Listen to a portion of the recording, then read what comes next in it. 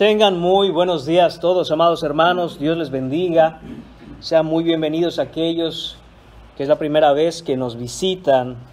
Estamos en el Evangelio de Marcos. Llegamos ya al capítulo 14 y estaremos en esta mañana en los versículos 43 a 52 en esta predicación, este mensaje titulado El beso de la muerte. Dice así la palabra del Señor. Luego, hablando él aún, vino Judas, que era uno de los 12, y con él mucha gente con espadas y palos, de parte de los principales sacerdotes y de los escribas y de los ancianos. Y el que le entregaba les había dado señal diciendo: al que yo besare, ese es, prendedle y llevadle con seguridad. Y cuando vino, se acercó luego a él y le dijo: Maestro, maestro, y le besó. Entonces ellos le echaron mano y le prendieron. Pero uno de los que estaban allí, sacando la espada, hirió al siervo del sumo sacerdote, cortándole la oreja. Y respondiendo Jesús les dijo: ¿como contra un ladrón habéis salido con espadas y con palos para prenderme? Cada día estaba con vosotros enseñando en el templo y no me prendisteis. Pero es así para que se cumplan las Escrituras. Entonces todos los discípulos dejándole huyeron. Pero cierto joven le seguía, cubierto el cuerpo con una sábana, y le prendieron. Mas él, dejando la sábana, huyó desnudo. Oremos, hermanos. Te damos las gracias, Señor Dios del universo, por tu palabra. Gracias por dejarnos la firme roca en la que podemos confiar a ojos cerrados, Señor, con todo nuestro corazón. Todo lo que has hablado es la verdad. Que tu verdad, Señor, nos instruya, que tu Espíritu Santo nos dirija siempre, Señor, a tu Hijo Jesucristo. Señor, trae convicción a cada uno de los que estamos aquí. Señor, alimenta a tu pueblo, alimenta a tus ovejas por medio de tu palabra. Señor, y convierte a aquellos que aún no te conocen. Que seas tú honrado en todo en esta mañana, Señor, porque este servicio es para ti. Te lo pedimos en el precioso nombre de tu Hijo Jesús. Amén. Pueden tomar asiento, hermanos. En el pasaje de esta mañana encontramos los detalles de uno de los eventos más insólitos en la historia humana: el arresto de Jesús. La ocasión es la noche antes de la crucifixión. El lugar es el huerto de Getsemaní.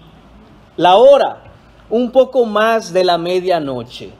Los que allí estaban: Jesús y sus 11 discípulos, un batallón romano y un hipócrita, el traidor Judas. Este acontecimiento, hermanos, es insólito sobre todo por dos aspectos. Primero, porque Jesús, el Hijo eterno de Dios, fue apresado.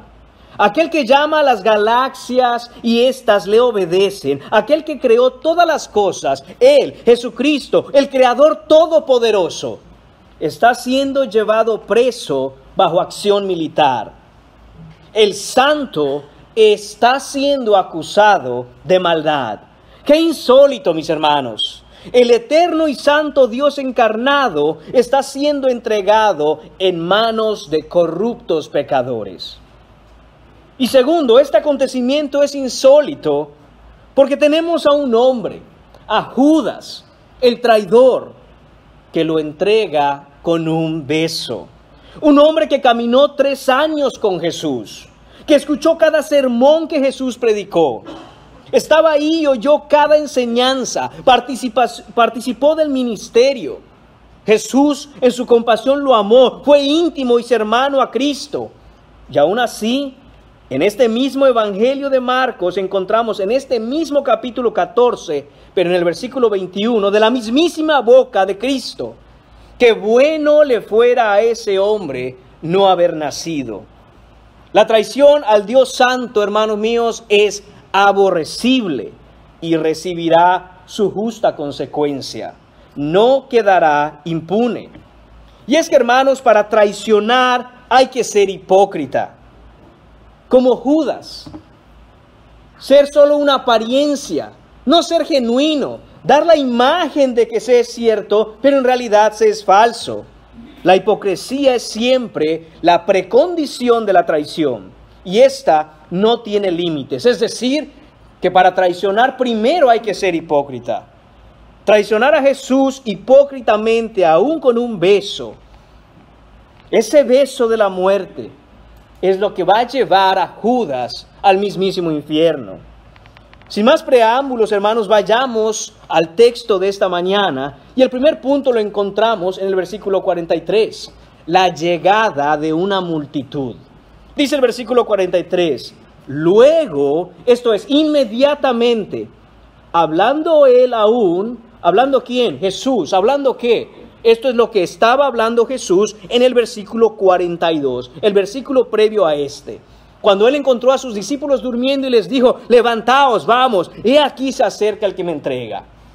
No había Jesús terminado de decir estas palabras cuando vino Judas, es decir, entró en el huerto de Getsemaní. Y Marcos nos dice que era uno de los 12.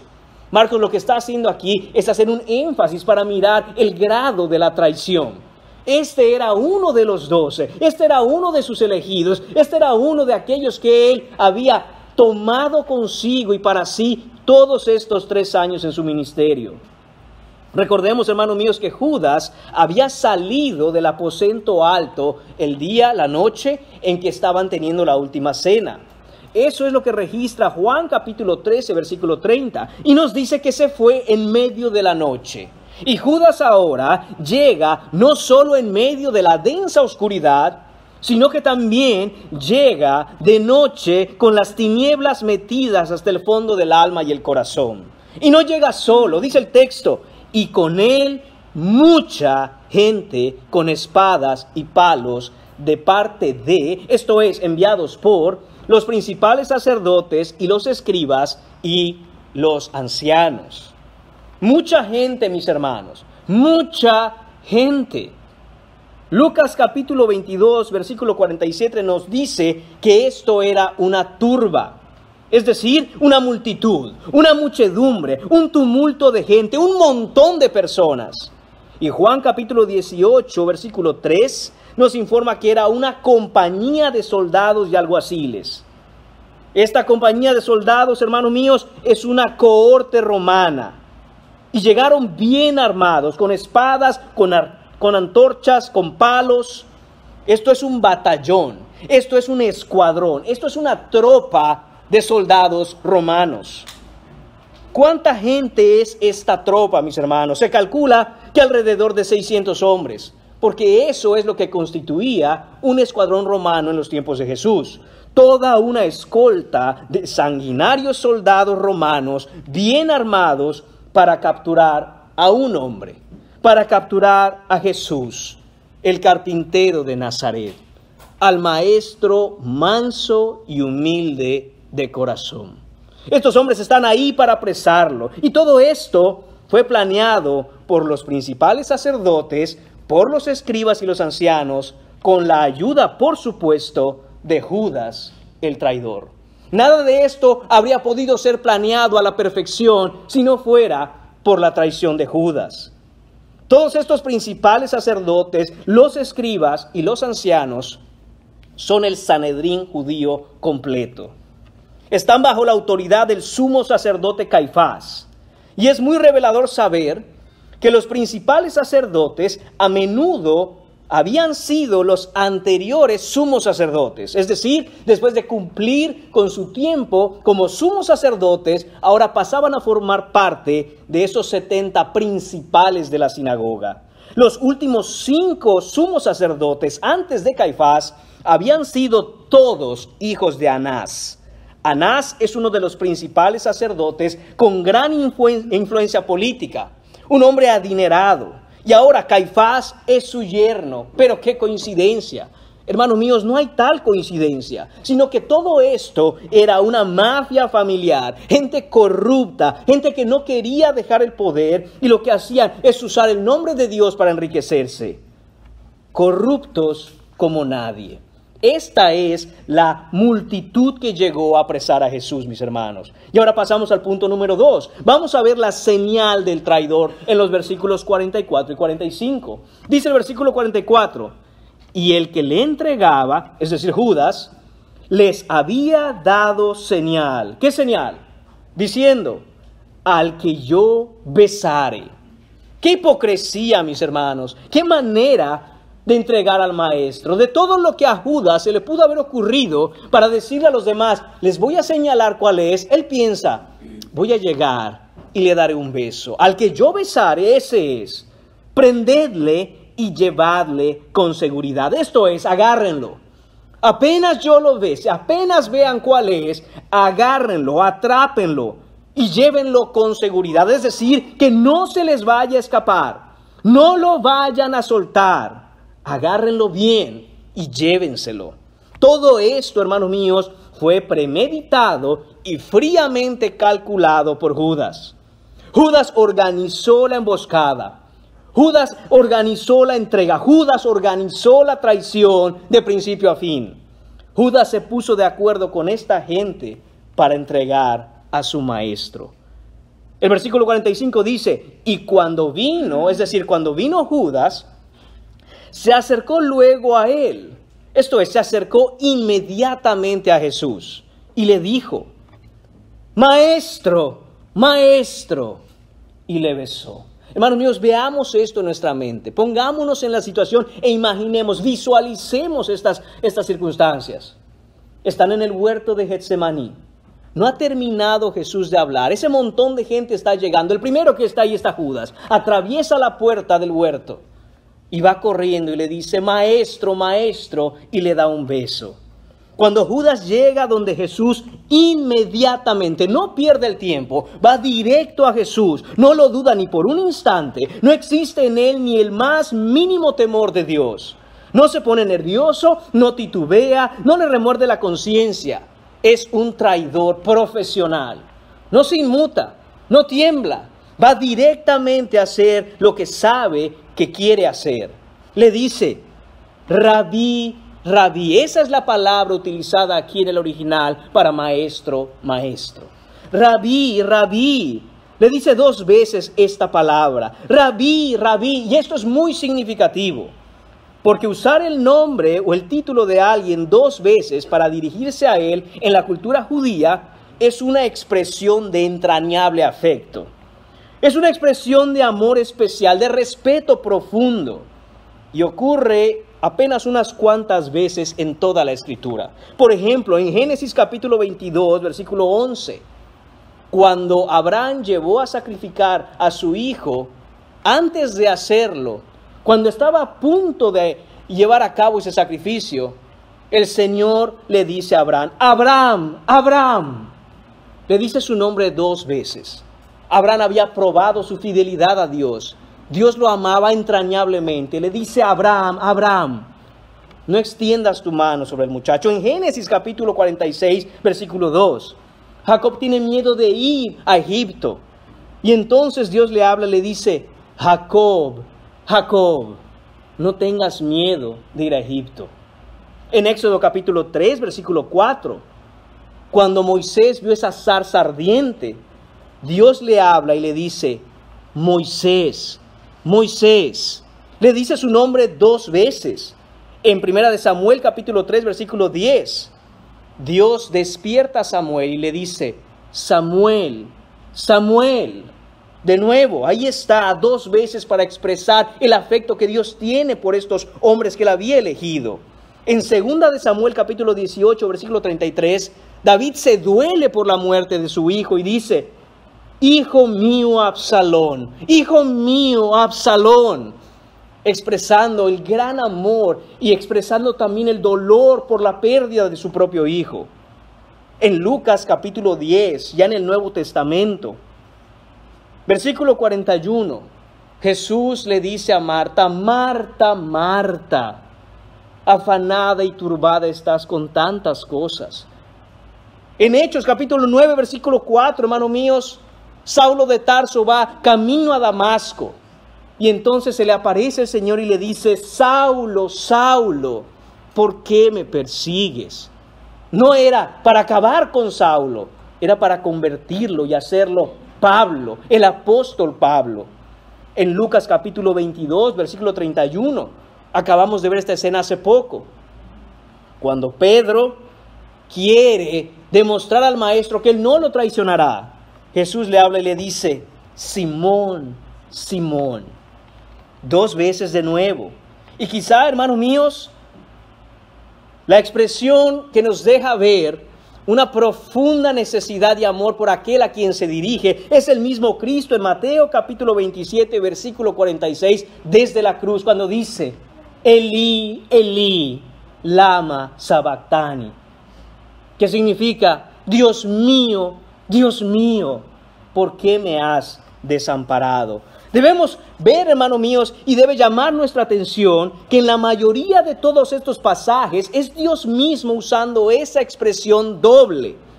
El Padre o el Hijo usándolo, o un hombre de Dios hablando así. Pero en el pasaje de esta mañana, de regreso a Marcos capítulo 14, versículo 45, no es el Padre, no es el Hijo, no es un hombre de Dios, es Judas el traidor diciendo, Rabí, Rabí, que traducido es maestro, es lo que dice, es la traducción que se da en la Reina Valera 1960. Sin embargo, eso es mucho más que simplemente alguien que enseña. Esto significa mi amo, mi dueño, mi Señor. Viene Judas y dice, Rabí, Rabí, Señor, Señor. Esto, mis hermanos, es lo que Jesús ya había enseñado que sucedería. Este es el fiel cumplimiento del final del sermón más impresionante de toda la historia. Aquel sermón que predicó Jesús, empezando en Mateo capítulo 5 y concluyendo en Mateo capítulo 7, conocido como el Sermón del Monte. ¿Cómo terminó, hermanos míos, Jesús ese sermón? Si vamos a Mateo capítulo 7, veremos en los versículos 21 a 23 que dice el Señor después de haber enseñado todo lo que enseñó en el Sermón del Monte. No todo el que me dice, Señor, Señor, entrará en el reino de los cielos, sino el que hace la voluntad de mi Padre que está en los cielos. Atención, versículo 22. Muchos, mis hermanos, no pocos. Muchos me dirán en aquel día, Señor, Señor, ¿no profetizamos en tu nombre? Y en tu nombre echamos fuera demonios, y en tu nombre hicimos muchos milagros. Y entonces les declararé, nunca os conocí. Apartaos de mí, hacedores de maldad. Hermanos míos, aquel sermón que predicó Jesús concluye señalando, explicando, diciendo que habrán falsos, que habrán traidores, que habrán aquellos que quieran aparentar y en aquel día vendrán y le dirán a Jesús, Señor, Señor, Rabí, Rabí, Maestro, Maestro. Esta es la hipocresía de esos traidores. Y esta es, hermanos míos, la hipocresía del traidor a Cristo, Judas Iscariote. Aquel que dice, Rabí, Rabí, Maestro, Maestro, Señor, Señor, Amén, Amén, gloria a Dios, gloria a Dios. Que solo sea externamente, que solo sea para decir, para identificarse como cristiano, decir que es evangélico, decir que cree en Cristo, pero no lo es. Cuidado, mucho cuidado. El que solo es apariencia, mis hermanos, no es mejor que Judas. Es exactamente igual. Romanos capítulo 12, versículo 9, nos exhorta, nos dice, nos habla de que el amor entre nosotros sea sin fingimiento. Y aquí lo que está haciendo Judas es justo lo contrario. Está fingiendo. Es un engaño, es un engañador, es un traidor. Aquí Judas habla aparentando lealtad. Aquí Judas habla expresando un afecto que no es genuino, que no tiene. Habla con devoción, con amor, y lo confirma queriendo hacerlo ver real con un beso. Y este beso, mis hermanos, es un gesto cultural de respeto, de admiración, de honor, de alta estima, de aprecio, de afecto, de adoración. Eso es lo que está haciendo Judas aquí. La hipocresía de Judas no conoce límites. La falsedad de un corazón como el de Judas, un corazón endurecido, no tiene fin. Hermanos míos, pero Jesús sabe que esto es solo apariencia. Jesús sabe que esto es simplemente fingimiento. En Lucas capítulo 22, versículo 48, leemos que Jesús le dice a Judas: Judas, con un beso entregas al Hijo del Hombre. Y noten la expresión que utiliza Jesús, la manera en que Él se ha identificado siempre en su ministerio: el Hijo del Hombre. Este es el Mesías prometido. El Señor le está diciendo a Judas: Judas, en serio, al Mesías, al Salvador, aquel que el pueblo de Dios ha esperado por milenios, lo entregas así, con un beso. Hermanos míos, esto es perverso, esto es malvado, esto es vil, esto es literalmente diabólico. Pero Jesús sabe, Él siempre sabe quiénes son genuinos, Él siempre sabe quiénes son falsos. Un hombre puede engañar a otro hombre, pero no existe hombre que pueda engañar a Cristo. Él ve hasta lo más profundo de nuestro corazón. No hay nada oculto a sus ojos, no hay apariencia que puedan engañarlo. Él sabe perfectamente los que son ovejas y los que son cabras. Él sabe perfectamente los que son árboles que dan buen fruto y árboles que dan mal fruto. Él sabe perfectamente quiénes son sus hijos y quiénes son los hijos del diablo. No hay engaños para Él. De hecho, un acontecimiento impresionante que Marcos no nos narra es registrado en Juan capítulo 18, versículos del 4 al 9.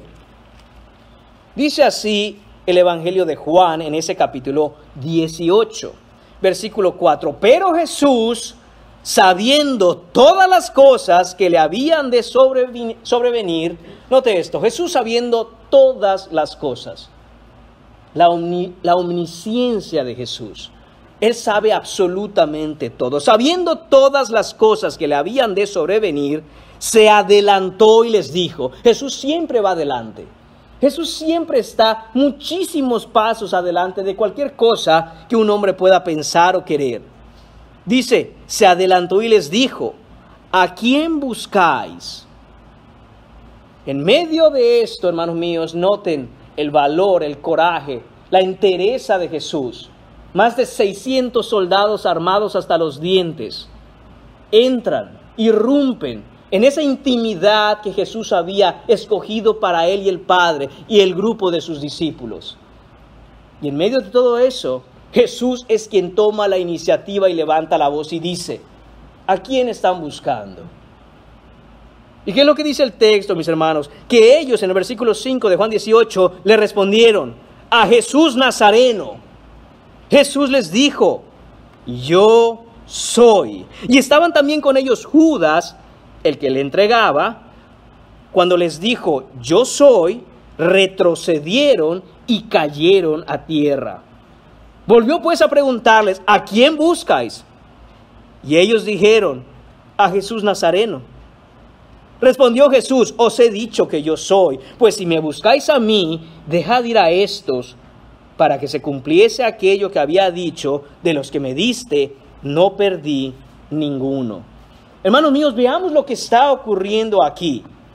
Nada de lo que está sucediendo ha tomado a Jesús por sorpresa.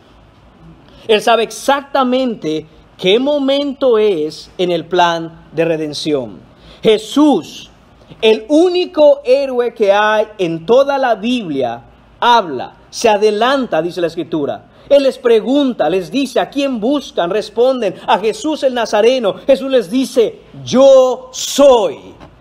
Esa es la palabra en griego, ego eimi. Ego eimi, literalmente, yo soy el que soy. Esta es la declaración más contundente del nombre de Dios que existe en la palabra.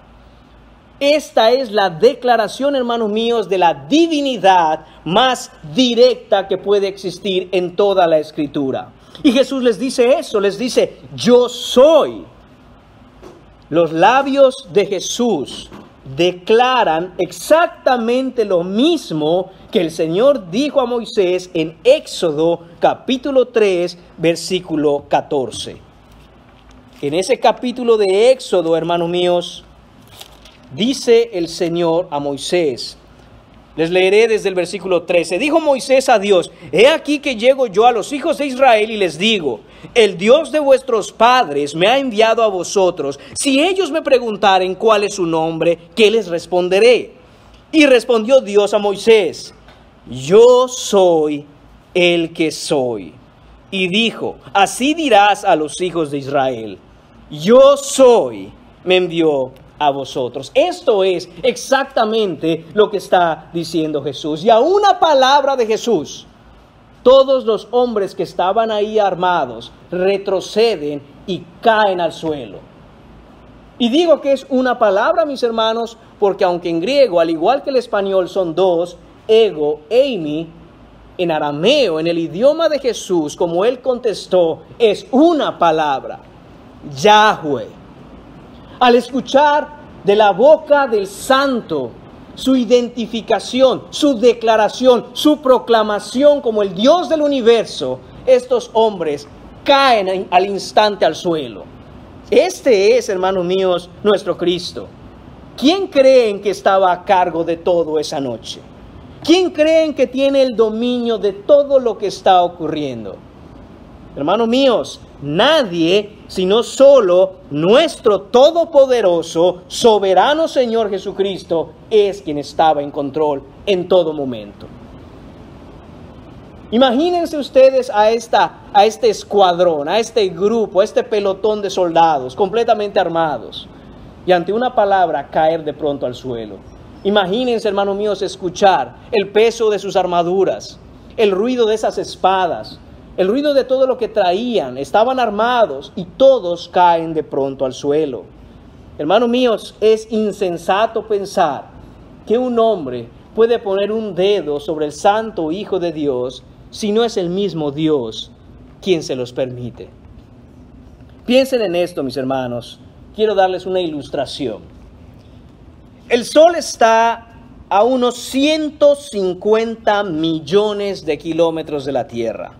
Esto es unas 94 millones de millas.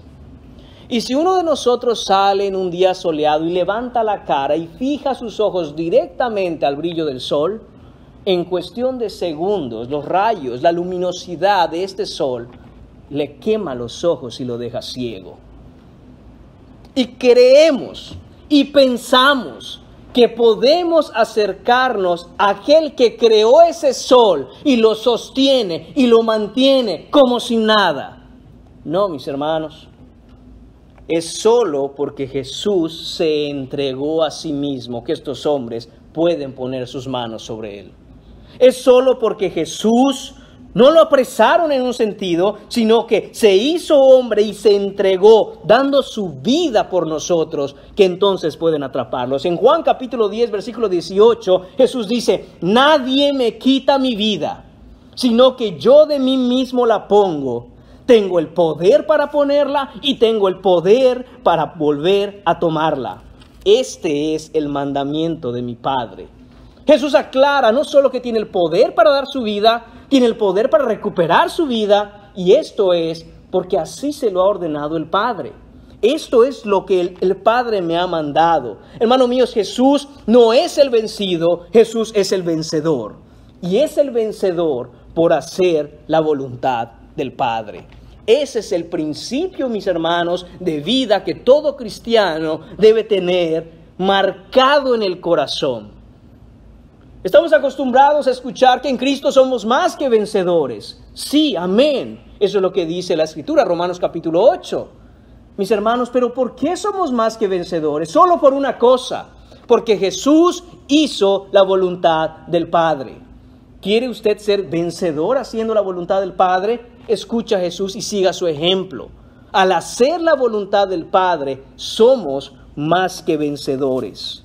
Punto número 3 en esta mañana, mis hermanos. La humillación del justo. Versículo 46. Dice el versículo 46, entonces ellos le echaron mano y le prendieron. Las manos de estos hombres pecadores fueron puestas sobre el Santísimo Jesucristo. Fue entregado en manos de pecadores, dice la Escritura.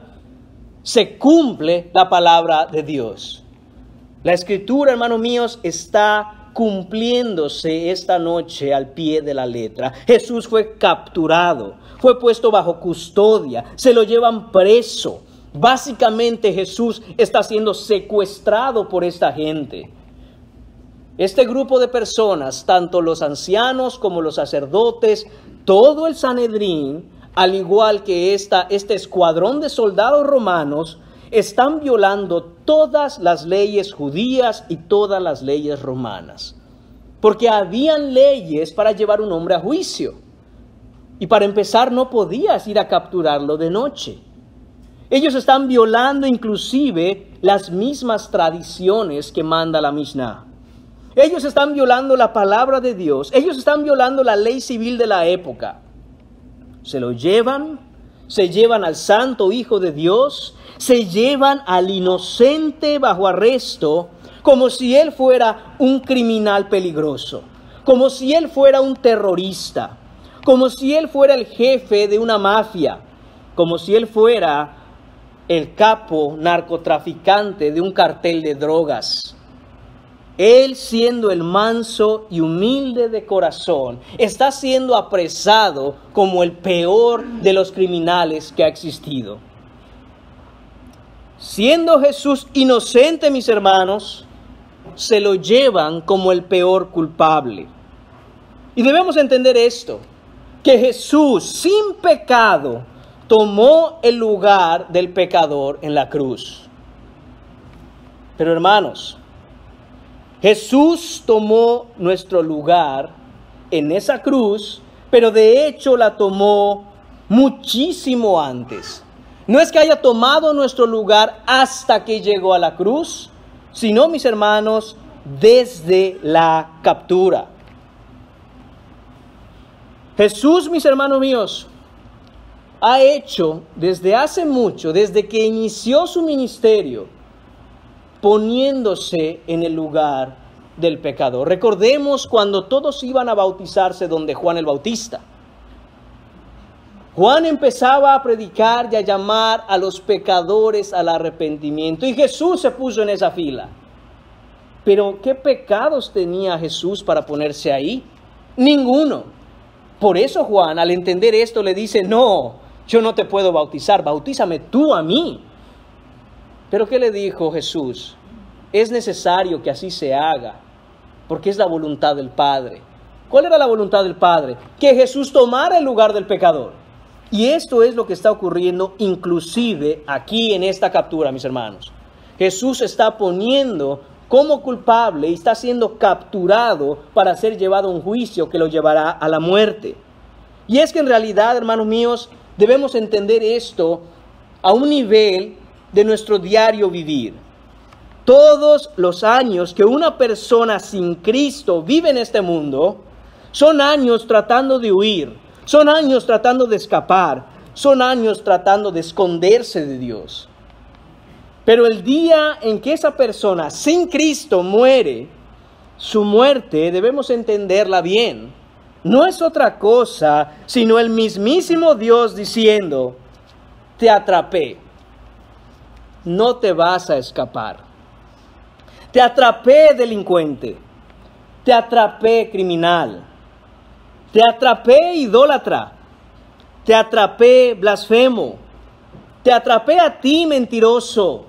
Por fin te atrapé, ladrón. Sí, te atrapé, egoísta.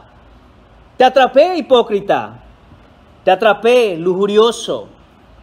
Por fin te atrapé, adúltero. Te atrapé, pecador. Nadie puede escapar de eso, mis hermanos. Cada pecador sin Cristo será atrapado. ¿Y qué vemos aquí en el texto? Que Dios Padre, hermanos míos, en lugar de venir y decirle a su Hijo sin pecado, Hijo, no te tienes que entregar, vine a liberarte. No, hermanos, el Padre lo entrega a su captura. ¿Para qué? Para que el día que el que muere en Cristo, ese día de su muerte, el Padre le diga, pecador, no vengo a atraparte. Has sido perdonado. Vengo a librarte del mal. Eso es, hermanos míos, este glorioso intercambio de la bendición del justo en Cristo por la maldición del pecador. Este es el glorioso intercambio de su justicia perfecta y todo aquello que esa justicia gana por nosotros cuando por fe ponemos nuestra confianza de salvación en Cristo. Él fue atrapado para ser llevado a un juicio y ser muerto, para que el día que nosotros muramos, no nos diga el Señor, te atrapé, pecador, y las vas a pagar todas, sino que nos diga, eres libre, eres perdonado, has sido justificado, eres amado porque eres mi hijo. Y el Señor solo puede decirnos esto porque a su Hijo lo entregó. El Señor solo puede venir y abrazarnos, solo puede venir y amarnos legítimamente como sus hijos, porque Jesús fue entregado siendo Él inocente. Punto número 4 en esta mañana, hermanos. Veamos la carnalidad de Pedro en el versículo 47. En el versículo 47, mis hermanos, leemos, pero uno de los que estaban allí, sacando la espada, hirió al siervo del sumo sacerdote, cortándole la oreja.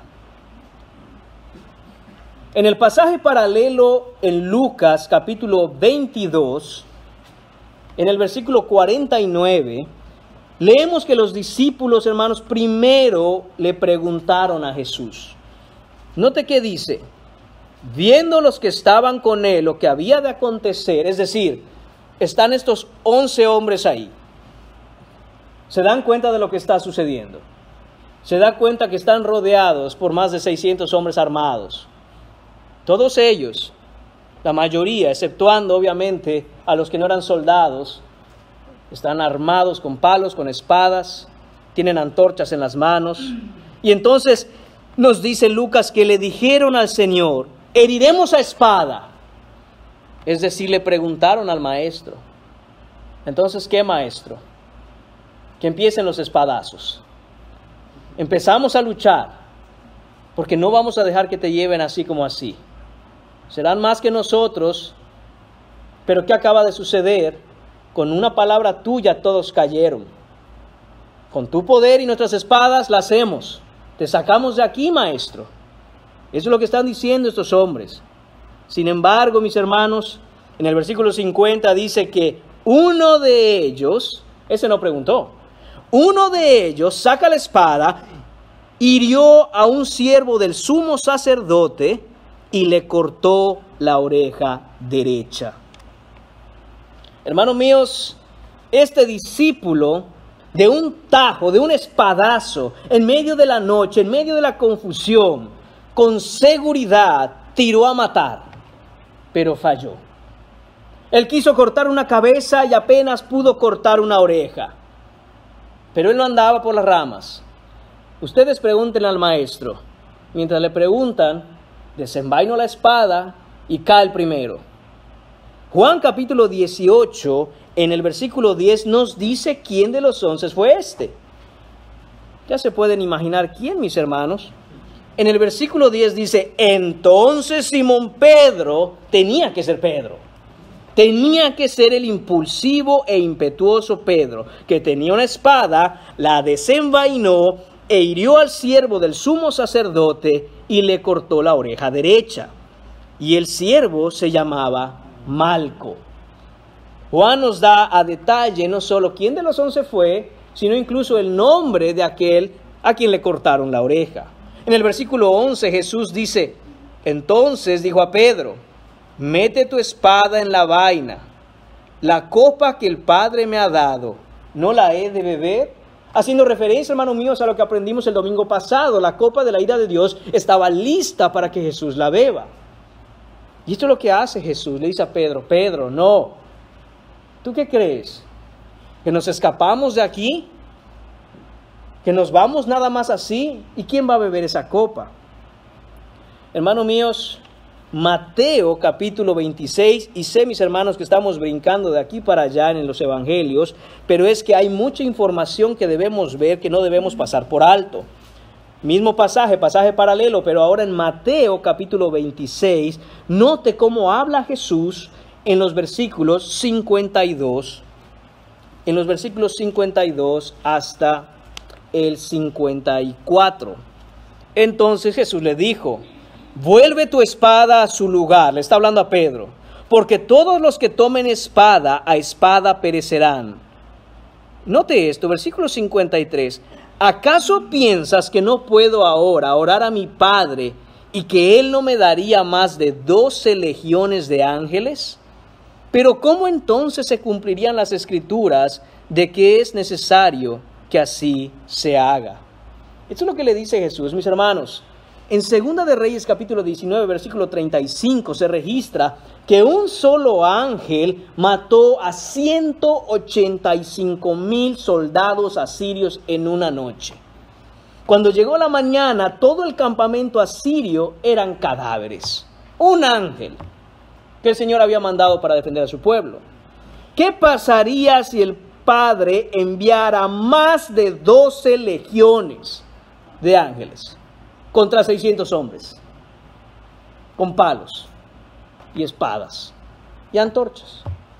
¿Qué pasaría, mis hermanos, si bajaran probablemente cientos de miles de ángeles a defender a Jesús? Hermano, no la cuentan.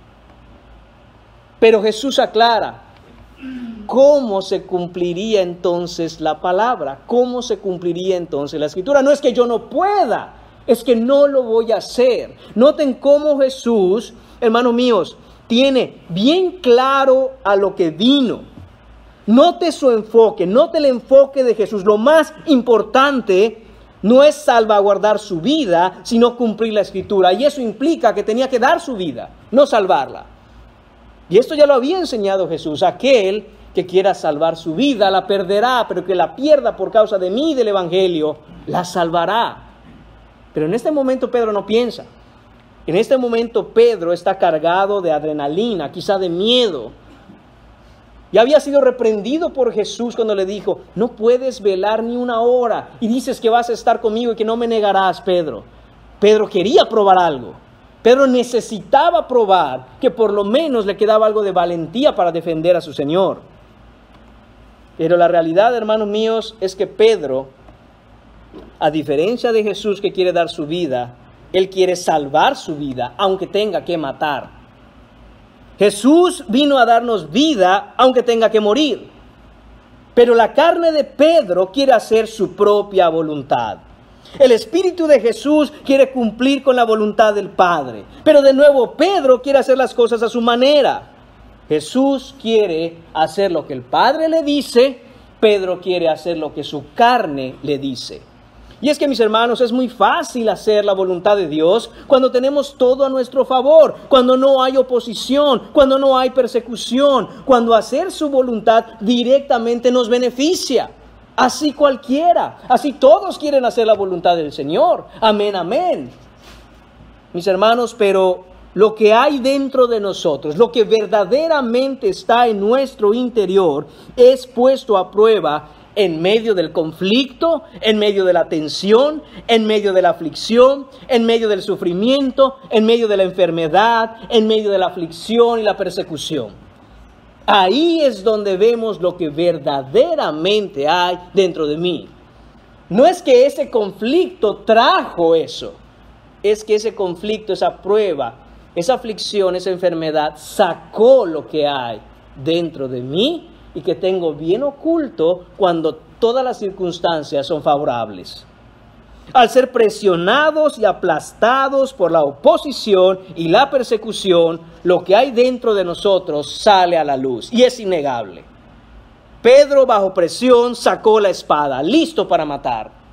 Jesús, bajo el peso de una condenación que Él no merece y la injusticia de una captura ilegítima, está listo para morir, está listo para dar su vida. En un sentido, mis hermanos, Jesús también desenvainó la espada, pero la espada del Espíritu, que es la palabra de Dios, la Escritura, y se entregó y fue como está escrito de Él. Pedro no, mis hermanos, Pedro no. Pedro nos muestra lo que la carne hace. Pedro nos muestra nuestra propia carnalidad. ¿Cómo nosotros reaccionamos? ¿Reaccionamos igual que Pedro? Porque la carne siempre tiene una reacción descontrolada. La carne siempre es impulsiva. La carne actúa sin pensar. La carne siempre quiere cortar cabezas y siempre falla sin pensar en su objetivo. Y aún así, la carne siempre, mis hermanos, siempre deja miseria, produce daño en otros, lastima y corrompe el corazón. La carne carece de dirección, carece de sentido, es un arrebato de pasión fuera de control. La carne piensa que puede resolver las cosas a su manera, pero siempre mete en peores problemas aquellos que quieren seguir la carne. Es mejor no hacer nada, mis hermanos, que hacer algo en la carne. Es mejor quedarse callado que hablar en la carne. Es mejor esperar en el Señor que actuar en la carne. El Señor dice en su palabra: estad quietos y sabed que yo soy Dios. En un momento de confusión, de aflicción, en un momento, hermanos míos, que probablemente vamos a atravesar, porque esa es la vida cristiana, una vida de luchas, es mejor parar, callar y esperar en Dios antes que actuar en la carne. La carne está en contraposición al Espíritu. Y esto es lo que nos dice Gálatas capítulo 5, versículos del 16 hasta el 24. Digo pues, dice Pablo, andad en el Espíritu y no satisfagáis los deseos de la carne, porque el deseo de la carne es contra el Espíritu y el del Espíritu es contra la carne. Y estos se oponen entre sí para que no hagáis lo que quisiereis. Estás haciendo lo que se te da la gana. Estás haciendo lo que quieres, simplemente porque quieres. Entonces hay un problema porque el Espíritu se opone a la carne al Espíritu. Y si no hay una oposición y tú haces simplemente lo que siempre quieres, lo más lógico pensar y lo más altamente probable es que no hay Espíritu de Dios en ti. No hay nada que se oponga a los deseos de la carne. Aquel que es cristiano no significa, hermanos míos, que ahora nunca peca, sino que ahora cuando es tentado lucha contra el pecado, porque el Espíritu que hay dentro de uno se opone a los deseos de la carne. ¿Hay eso en ti, mi hermano? ¿Hay eso en ti, mi hermana? ¿Una oposición al pecado? ¿Hay una lucha contra aquello que tu carne quiere? Continúa Pablo y dice: pero si sois guiados por el Espíritu, no estáis bajo la ley. Y manifiestas son las obras de la carne, que son adulterio, fornicación, inmundicia, lascivia, idolatría, hechicerías, enemistades, pleitos, celos, iras, contiendas, disensiones, herejías, envidias, homicidios, borracheras, orgías y cosas semejantes a estas, acerca de los cuales os amonesto, como ya lo os he dicho antes, que los que practican tales cosas no heredarán el reino de Dios. Aquel que anda en la carne, mis hermanos, no heredará el reino de Dios. Buscad la santidad, sin la cual nadie verá a Dios. Versículo 22 de aquí de Gálatas 5 dice: mas el fruto del Espíritu es amor, gozo, paz, paciencia, benignidad, bondad, fe, mansedumbre, templanza. Contra tales cosas no hay ley. Pero los que son de Cristo han crucificado la carne con sus pasiones y deseos. La pregunta, mis hermanos, es esta: ¿con qué espada te defiendes tú en la vida? ¿Con la espada de tu lengua? ¿Con la espada de tus acciones, de tus actitudes, de tus malas caras? ¿Con qué te defiendes ante el ataque del diablo? ¿Atacando a otros? ¿Menospreciando a otros? ¿Señalando? ¿Murmurando? ¿O te defiendes con la espada del Espíritu, con la palabra de Dios, esperando pacientemente en el Señor? Estando en medio de esta situación, mis hermanos, aquí Pedro, con este grupo de hombres armados, con estos más de 600 hombres armados, en medio de la noche, bajo presión, frustrado quizá, cansado, lleno de miedo, Lucas nos narra que Jesús dice: basta ya, dejad. Es impresionante, mis hermanos. Pedro tratando de cortar una cabeza, hiriendo a un hombre. Estos hombres a punto de apresar a Jesús. Los otros 10 que quedaban, con la mano sobre la espada. Atacaremos espada, Señor. Y en medio de todo esto, Jesús dice: basta ya. Dice: paren, todos. Qué impresionante debió haber sido esa noche, mis hermanos, en el huerto de Getsemaní, con este montón de gente. Imagínense, mis hermanos, estos son hombres armados. Estos hombres están acostumbrados, es su día a día, son romanos, a cortar una cabeza como si nada. Ellos no están pensando si será que uso la espada o no. Al primer movimiento en falso, estos hombres sacan la espada y dan muerte a quien sea. Y Jesús levanta la voz y dice: paren ya. Cálmense. Él es el arrestado. Él es el que supuestamente vinieron a arrestar y él está metiendo orden en todo esto. De nuevo, hermanos míos, el control que tiene Jesús sobre todas las cosas. Y dice: y tocando su oreja, tocando la oreja de Malco, le sanó. Qué impresionante. No, Pedro, no venimos con espada a matar a nuestros enemigos. Venimos a hacer el bien, a orar por ellos, a velar por ellos. Jesús en medio de todo esto. Y no olvidemos, el peso de la condenación del pecado está sobre Jesús. Y está pensando en este hombre, en este enemigo suyo, en este que vino en ese grupo para apresarlo, para arrestarlo, ilegítimamente, con mentiras, con engaño. Y se acerca a Jesús y lo toca y le sana la oreja. Yo no sé, hermanos, qué pasó con Malco después de esto. La Biblia no nos dice, no deja registro, pero por lo menos creo yo que Malco quedó sin palabras. En un instante, de un tajo, no tienes una oreja. Puedes imaginar el dolor, puedes imaginar la sangre que se derramaba de esa herida que le hicieron. Y viene Jesús y lo toca. Y ahí está, tu oreja en su lugar, no pasa nada, cálmense. Esto es increíble, mis hermanos. Punto número 5 en esta mañana. Veamos el cumplimiento de la Escritura. Versículos 48 a 52.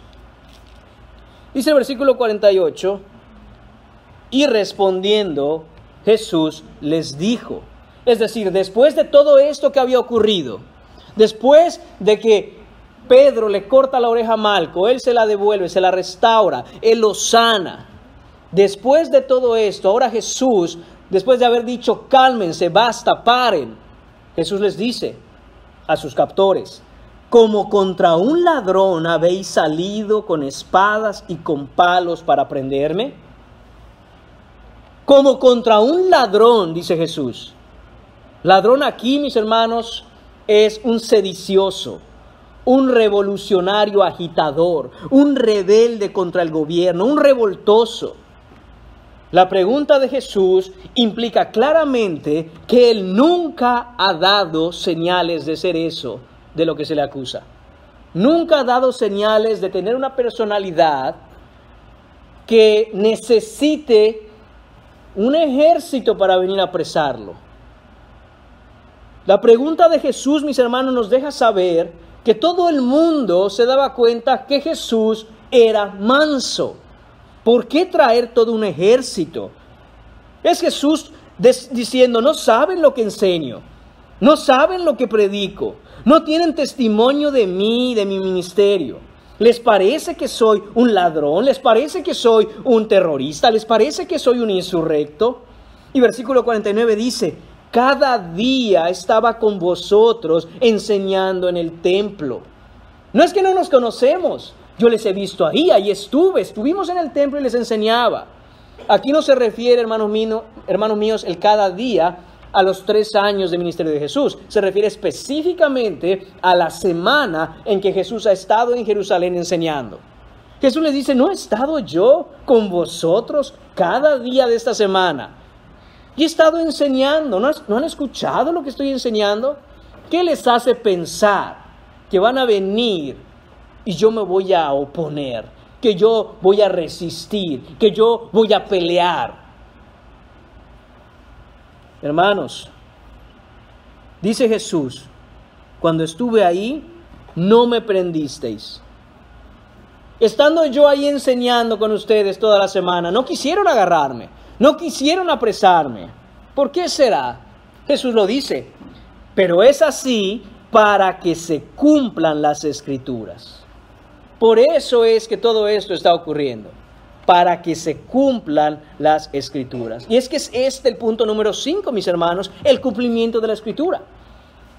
Si hay un lugar en toda la pasión de Cristo, hermanos míos, donde podemos visualizar el inicio en el que cada cosa de su pasión se está cumpliendo, es en su captura. Esto es para que se cumplan las Escrituras. Versículo 50, entonces todos los discípulos, dejándolo, huyeron. Ahí está lo que Jesús ya había dicho. Todos sus discípulos lo dejaron solo. Todos sus discípulos, cuando escucharon decir al maestro, ¿a quién buscáis? A Jesús el Nazareno, yo soy. Él vuelve a preguntar, ¿a quién buscáis? A Jesús Nazareno. Les he dicho que yo soy. Si a mí me buscáis, deja ir a estos. Hermanos, ellos no pensaron 2 veces. Se fueron corriendo llenos de miedo, asustados. No quisieron estar ahí. Huyeron, escaparon rápido. Jesús fue abandonado de acuerdo a lo que estaba escrito. Todo lo que ocurrió esta noche en el arresto de Jesús, mis hermanos, con toda su vileza, con toda su maldad, no era otra cosa que el plan ya prescrito de antemano. No es una sorpresa. De hecho, Jesús dice, según nos narra Lucas, capítulo 22, versículo 53, refiriéndose a sus captores, esta es vuestra hora, les dice a ellos, y la potestad de las tinieblas. Él no se iba a oponer. Vinieron por mí, este es el tiempo, esta es su hora. La potestad de las tinieblas yace sobre mí. No me voy a oponer a ser capturado. Y la Escritura se cumplió. Se cumplió al pie de la letra. Por último, mis hermanos, en los versículos 51 y 52, Marcos registra una escena muy singular, muy particular, algo extraña de hecho. Ni Mateo, ni Lucas, ni Juan narran este acontecimiento. Dice, pero cierto joven le seguía, cubierto el cuerpo con una sábana, y le prendieron, mas él, dejando la sábana, huyó desnudo. ¿Qué es lo que tenemos aquí, hermanos? ¿Por qué está esto aquí? Algunos comentaristas dicen que muy probablemente este joven que salió huyendo desnudo no es sino el mismísimo Marcos, Juan Marcos, el autor de este evangelio, que de alguna manera él se inserta ahí, como diciendo, yo estuve ahí, yo fui testigo presencial de lo que ocurrió. Pero la verdad, hermanos míos, es que aunque hay ciertas razones que pudieran hacernos pensar eso, es mera especulación. No lo sabemos. Lo importante no es quién era este joven, sino qué es lo que hacen estos 2 versículos en medio de la pasión de Cristo. Notemos lo siguiente. Primero, veamos lo que sí está en el texto. Dice el texto, pero, recuerde que la palabra pero implica un contraste, es lo contrario a algo, es lo opuesto. La frase completa dice, pero cierto joven le seguía. ¿Se da cuenta? Esto está en contraposición o contrario a lo que los discípulos hicieron. Los discípulos le dejaron y huyeron llenos de miedo. Pero un hombre le seguía, un hombre joven le seguía. Este no quiso huir, este no huyó, este no tuvo miedo. No sabemos de dónde salió. Probablemente vivía a los alrededores, probablemente vivía en Jerusalén. Habrá visto la movilización de estos 600 soldados romanos. Él no tuvo miedo. Probablemente conocía a Jesús. Probablemente él había creído en Jesús. Pudiéramos atrevernos a decir que él seguía al Maestro. Porque en medio de todo eso, mientras que sus discípulos huyeron, este hombre no, este joven no. En un acto de arrojo, en un acto de valentía, él empieza a seguir a Jesús, aún siendo capturado. Aún Jesús yendo capturado, este joven está siguiendo a Jesús, probablemente a una considerable y sana distancia, pero quería seguir a Jesús. El hecho de que solo tenga una sábana puesta, mis hermanos, nos dice que probablemente él rápidamente, en medio de la noche, se puso lo que encontró y salió para seguir a Jesús. Y mientras los demás huyeron, este joven no. Este joven quería seguir a donde fuera el Maestro. Otra cosa que sabemos, mis hermanos, el texto dice que cubría su cuerpo con una sábana, es que este hombre, este joven, tenía una buena posición económica, porque solo los adinerados podían darse el lujo de tener una sábana para su uso en la noche regularmente bajo su túnica. Pero este hombre apurado se puso solo la sábana, no agarró ni la túnica y se fue corriendo. Además, hermanos míos, sale solo con esta sábana apresurado y al estar siguiendo al Maestro, dice la Escritura que lo atraparon. En un momento logran atraparlo y ahora sí, este joven se llena de miedo, deja la sábana. ¿Pueden imaginar usted cómo está este hombre cubierto con una sábana? Lo atrapan, empieza un forcejeo, él es invadido por el miedo y como puede, le arrancan la sábana y él se va corriendo completamente desnudo. Hasta ahí llegó la valentía de este joven adinerado. Hasta ahí el arrojo, el valor, la osadía de este hombre, de este joven, por seguir a Jesús a donde lo llevaran, se esfumó. Ahí se le acabó lo valiente. ¿Qué tenemos entonces, mis hermanos? Tenemos un joven, por su juventud era fuerte, no como muchos de los jóvenes hoy que pasan el tiempo nada más en el teléfono.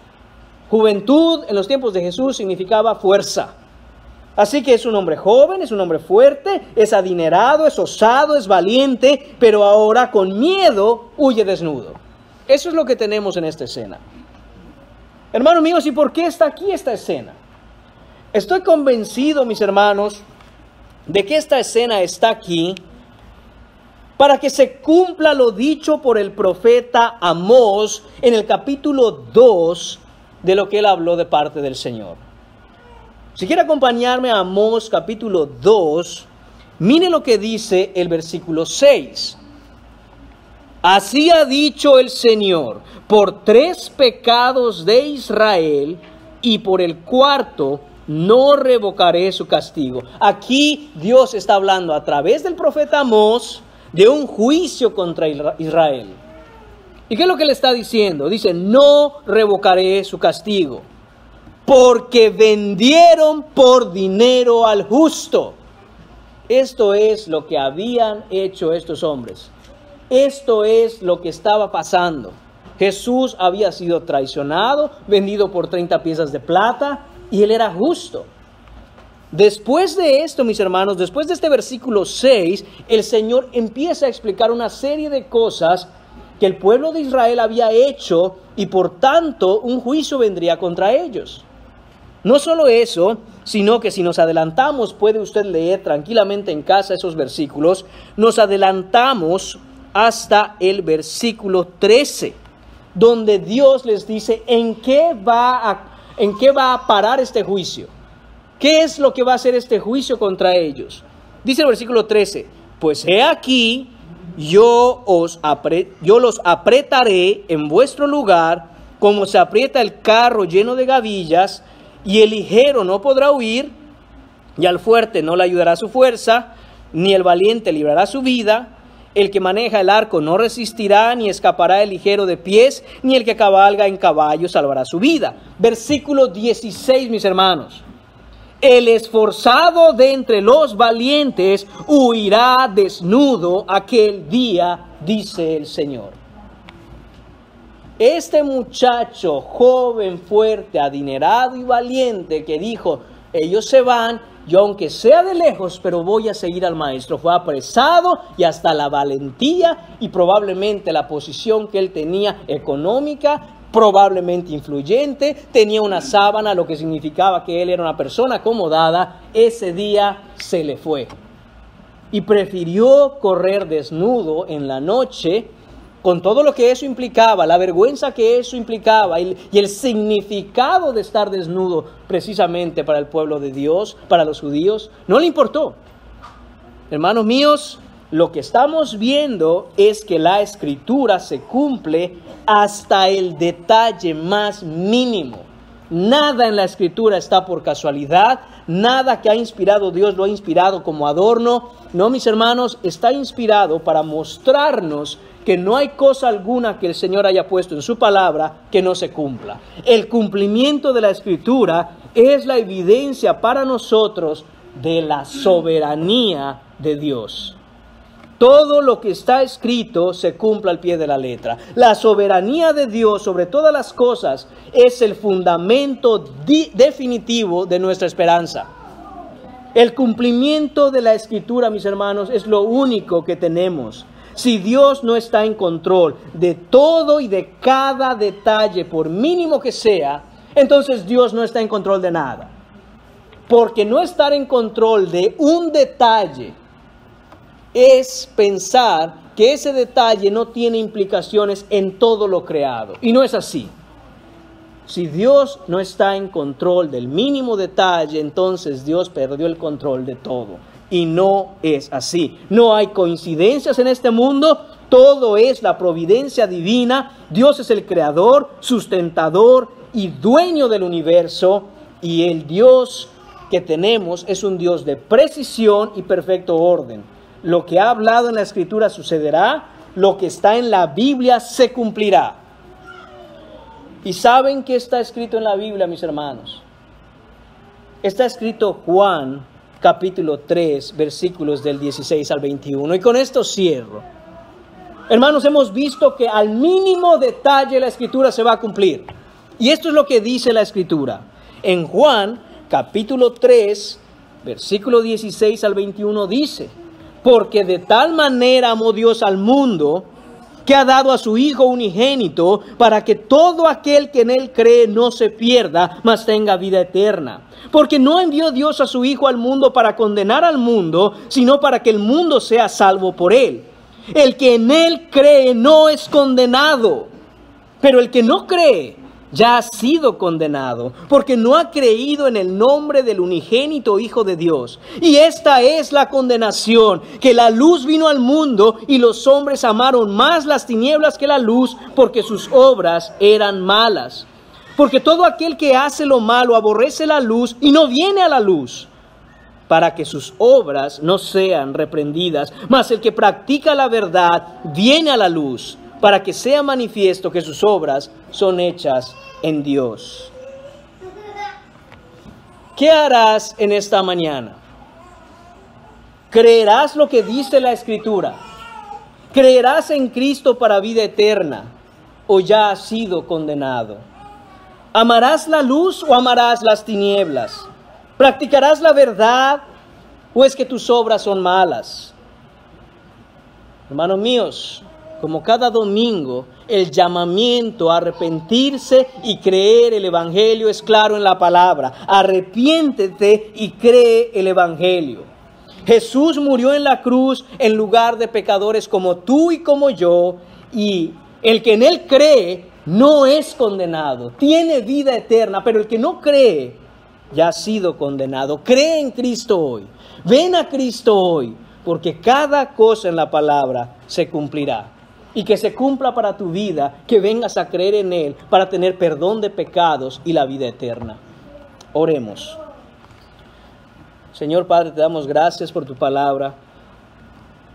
Señor, permítenos, Señor, meditar en la perfección de tu Escritura.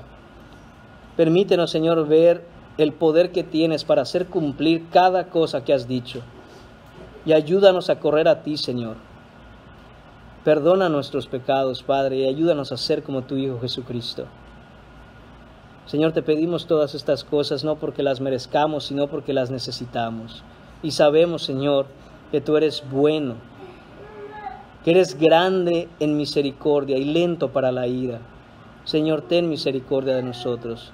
Te lo pedimos en el nombre de tu Hijo Jesús. Amén.